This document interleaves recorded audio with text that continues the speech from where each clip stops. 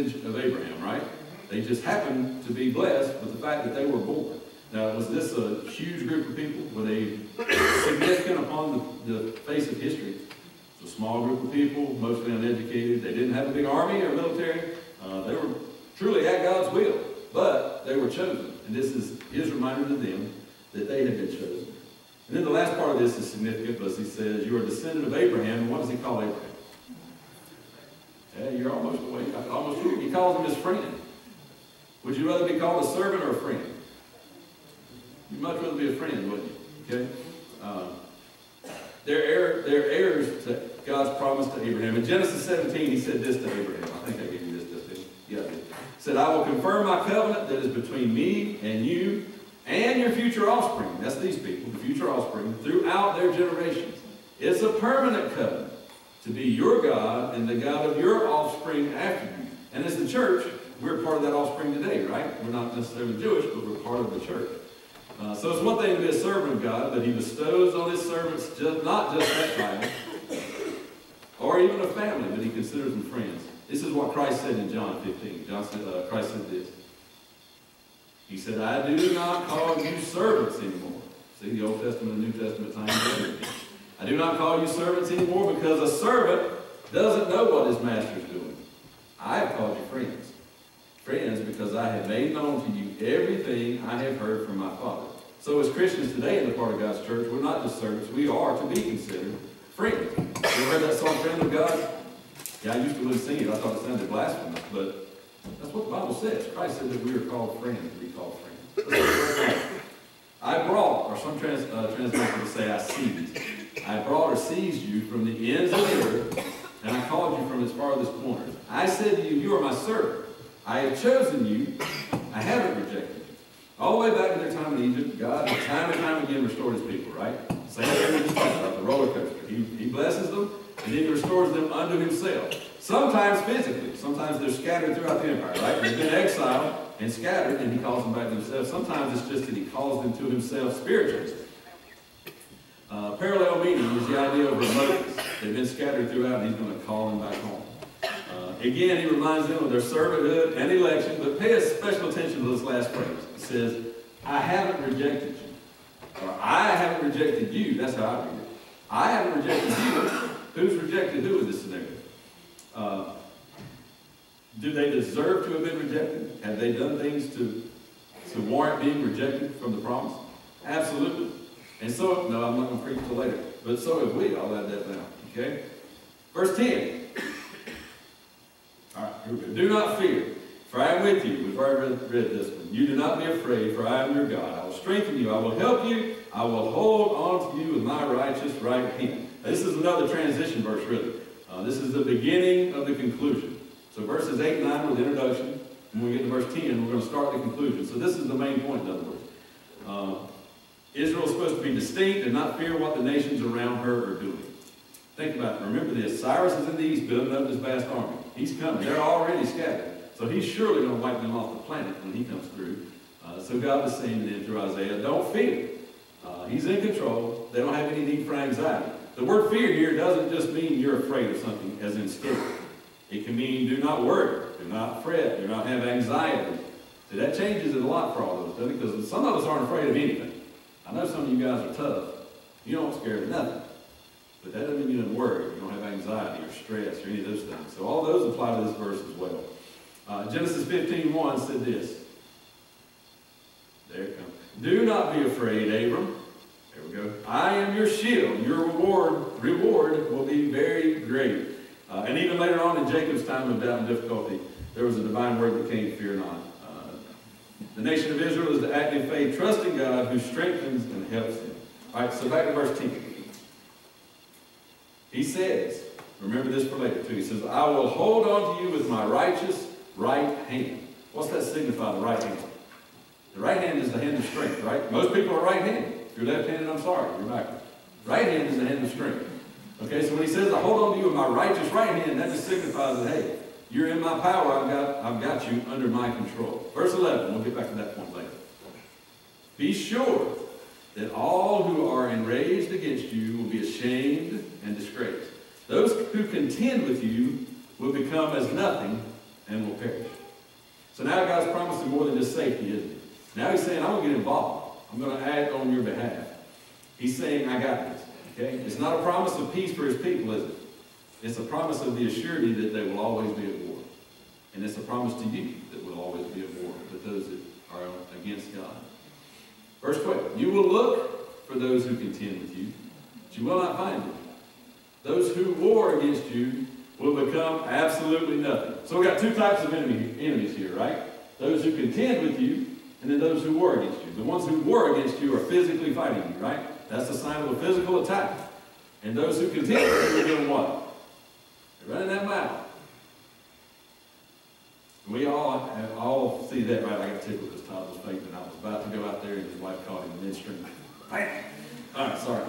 Got to keep you guys awake. It's hot in here. All right, so there's two types of enemies. Those who slander, curse, and accuse God's people, and then in the end they will not be found because why? Because God has handled their business. He has destroyed them. Verse 13. For I am the Lord your God who holds your right hand, who says to you, do not fear, I will help you. So this is the most revealing verse to me. It says, how does God help his people? By holding their right hand. So if your right hand is the hand of power, come here, Eli. I told you I'll be awake on you. Come here. Eli's right-handed. This is my son Eli, for those who don't know. He's right smart. He's right-handed, so this is his strong hand, right? But I'm his father, and I'm right-handed, so I couldn't use that one because he's left-handed. This is my strong hand. So now, here's what I want you to do. I want you to go over and pick up the baby Jesus. Go, use your strong right hand. Come on, weak one. I'll make it strong. Wait, all right, wait. Now look, but what if I help you? Can we do it together? You don't really pick it up. That's present. Okay. So, it'll break. So here's the message. What can he do with this hand if I'm holding his hand? Nothing. So what can you do with your strong right hand that you think is so powerful without God holding it? So, you're supposed to say nothing, man. Thank you, Eli. He loves it when I speak. He always asks, are you going to say something about me? You know me? No, Alex is mad. I'll get you next time, Alex. Don't worry. Right? So if you're going to defeat the enemy, you're not going to do it by your own strength, are you? You're going to do just like he did. He couldn't pick up the baby Jesus without my hand, holding his hand, helping him move his hand. All right? So, everybody awake? You good? Todd? He's good. All right, here we go. So here's the second half. Let's turn the page a little bit now. All right. So here's the thing. We've got to ask ourselves this question. Does this passage mean only a specific thing to that people? Or can it mean something to us too? So here's where the preaching part starts. That was teaching, now this is preaching. I'm not a hellfire and brimstone. I can't run, it's too hot in here. So here's where we're going to go. All right. So I ran across a Gallup poll, and the Gallup poll said this, Justin. It said, what scares Americans most? I don't know if there's a lot of biblical value to this. I just thought it was cool, and I thought you would find it amusing. So I'm going to share it with you. What scares Americans most? Number one, snakes. Amen.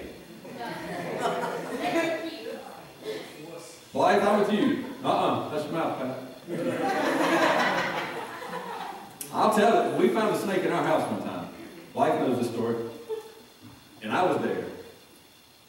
And I didn't know what to do. And it was in a room, so you know what I did? I shut the door and stuffed a towel on the door. Until I could find somebody that can get that snake out of my house. Luckily, my fearless wife came home and wrangled it into a trash bag and threw it outside, but I wasn't going in there. My only recourse was a shotgun, and I would have had to fix the holes. So that's number one. Number two, what scares Americans most? Public speaking. Obviously, that doesn't bother me, but for some of you, if you had to be up here right now, you would be completely freaked out. I have to remember that when Susan and I asked people to be in the cast at Christmas. Even though you're memorizing lines to say, it's a real fear. And I have to remember that if I'm that afraid of snakes, some of you are that afraid of speaking in front of me. Okay? Heights. Amen. Don't do heights. We were on the Empire State Building Black Friday, and I was good standing, and someone said, stick your hand through that little fence, and I could do it for like 2 seconds. Freak me out. I couldn't do it. Being closed in a small space. Yep, me too. Don't like that. Spiders. Depends on the size of the spider. Ma'am? Should be number one. Spiders? Oh, yeah. It depends on how big a spider. I mean, if we're talking like a little spider, I'm fine. If we're talking a tarantula, no. Needles and getting shot. Some of you guys will not get blood because you don't do needles, Pat. Trick Phillips. And I know that. 7, mice. Yeah, I'm not afraid of them, but I don't like them. 8, flying in an airplane. The Bible says, lo, I'm with you always, right? 9. What scares Americans most? Dogs. Yeah, it depends on the breed, I guess, and what dishes it is. Thunder and lightning. My wife used to be afraid of thunder and lightning. She would hide in the bed when we got married. Where the snake was. Where the snake was. No, that's not where the snake was. Thank goodness. So, I just wanted to give you that. I don't have a whole lot of spiritual things to add to that, other than these are all things that you can be afraid of. Think about it. You can be afraid of a thing, a snake, of a thing, heights, of a mouse. Okay? But most of the things that bother us in our lives day to day really aren't things. Their thoughts, their ideas, their potential problems, their worries, their past mistakes. Those are the things that haunt us. So look at this list. I'm going to give this lady credit because I should do that. Katie Madrano, I don't know who she is, she may be an atheist, but she published an article called Top 10 Strong Human Fears. Okay, and these are also on the list. These are the ones that will preach. Number 10 says, losing your freedom. Okay? The unknown. Number 8, pain, disappointment, misery, loneliness, ridicule, rejection, death. And number 1, which says a lot about our culture as Americans, failure. Those are the things that are, those are the existential things, right? Those are the things that are the hardest to overcome. You know how I overcome being afraid of snakes? I own a gun. And I stay away from snakes. I put a towel under the door, shut it, lock it, and say, Susan, there's a snake in there. How do you get past these? Okay? Well, look at these. It's not just a coincidence that Isaiah addressed these 2,500 years ago. All of these are in the passage we just read. What about freedom? Do you have freedom in Christ? Okay? So you have assurance, right? That one day, the church, okay, will be joined at Christ's second coming. What about the unknown? As God's chosen people of the church, we only have to face the unknown while here, right? We know the end of the story. So that part is secure. But we spend our time worrying about the journey. Or the unknown. Pain. Pain we experience here due to the labor, those that labor against us will become as nothing and perish. That's what it said in that passage, right? Pain from both those that attack us physically and through their words is only temporary. What's the worst that's going to happen to us really here in the Buffalo of the Bible Belt in South Carolina? We've got it so bad here. It makes me sick. The worst that's going to happen to you is somebody's going to attack you on a social media post. There's Christians being killed in Egypt right now for not denying Christ. But we're so pitiful and we're so soft that we can't. You want to find out who's quarreling against you? Go home and post something controversial on Facebook. Call homosexuality a sin on Facebook. I'm just daring you. I'm not saying it, but you could. You'll find out how bad we really have it here in South Carolina. Disappointment was number 7. I got off the track, sorry. Disappointment felt when others forsake us and persecute us will vanish, and we will no longer even be able to find them. That's what Scripture said. Misery. Misery and loneliness of isolation we experience as Christians. Someday will be replaced with victory and glory on it. Christianity is no longer popular, and we may soon find ourselves in the minority in our own land. I thought we probably already were, but the last election proved that we're still about 50-50. But we still have to be aware of that. Ridicule and rejection, I would put those two together. They're to be expected, right? God didn't promise us peace in this passage. He promised us war. But He promised us that He would be with us during that war, and we shouldn't be afraid. Let's see. What's the last one here? Death. Are we to fear death? What did Paul say in Philippians? Did I give you this? You sure? All right, she said no. Philippians 1:21, for me to live is Christ and to die is gain. What happens when we die? We gain. We gain eternity. We gain heaven. We gain presence with the Father. All right, so moral failures. They often are going to occur, right? Remember that story about the Israelites? The roller coaster up and down? God blessed them and they blew it. God blessed them and they blew it. 21st century South Carolina Americans, don't we do the same thing? Let's be honest. If you're in ministry long enough, you deal with people where you see things are going well at home and there's money in the bank and they can't wait to get to church and they're all going home. But then when life goes sideways, and it always does, they disappear, which is the time that they really need God and the church the most, right? If God doesn't forsake the Israelites for their sin, guess what? He'll hold on to you as well. All right. We always read the Old Testament and think about how stupid these people must have been. I shouldn't say stupid, should have liked them. We shouldn't. Maybe we're not so different. So what about our reaction? Remember that this passage was written to the nation of Israel, right? It wasn't written to individuals. It was Isaiah writing to God's people. Okay? Now God deals with us as individuals, doesn't He? But look at us as a nation. Put that next slide up, Justina. How many of you can say you remember either one of these two events? If you're older, you would remember the attack on Pearl Harbor, right? I don't remember that. I was born in 71, so you can do the math and figure out I'm 47. But for our generation, we remember the scene on the left, right? Probably, 21 years old enough, 20 enough. You're going to remember that. Eli and Alex don't remember that. They weren't born yet. Those are the things that we remember. Those are the things as a nation that would cause us to have reacted the way God's people were then due to Cyrus. Okay? How many of you remember, I can't speak to the bombing of Pearl Harbor, so let's move to 9/11. How many of you remember exactly where you were that morning? Everybody, right? How do you forget that? Let me give you a personal story, and I'm going to kind of compare some of our fears here. Start out with that fear of failure. Okay, at that time, let's see, it's 2001, we've been married about 8 years. I had been in retail management for years and really enjoyed it and did great, but then Evan and Allie got old enough to play sports, and I wanted to get out of that, get out of the hours, right? So I took an outside sales job. And I was selling these credit card processing machines. Y'all know the ones where you chip them out, right? Or you're confused like me, and you don't know which one to do, and you do both, whatever. I was selling those machines. This was 2001. Not long after most merchants had those whopping things. You remember that? You put the card in and try a thing and whop, whop. Remember those? You know by law they're still supposed to have those in case of a power failure or the machine goes down, they still do business and transactions, but nobody does. Most of you don't even know what that is. You've never seen it. But they just whop, whop. I thought it was pretty cool. Anyway, most people, they just got past that and finally bought their first little machine. Well, in 2001, I was hired by a company called EFS, which was the largest processor at the time, to convince people that they didn't only need that machine, they needed a little separate thing on it that was called a pin pad machine.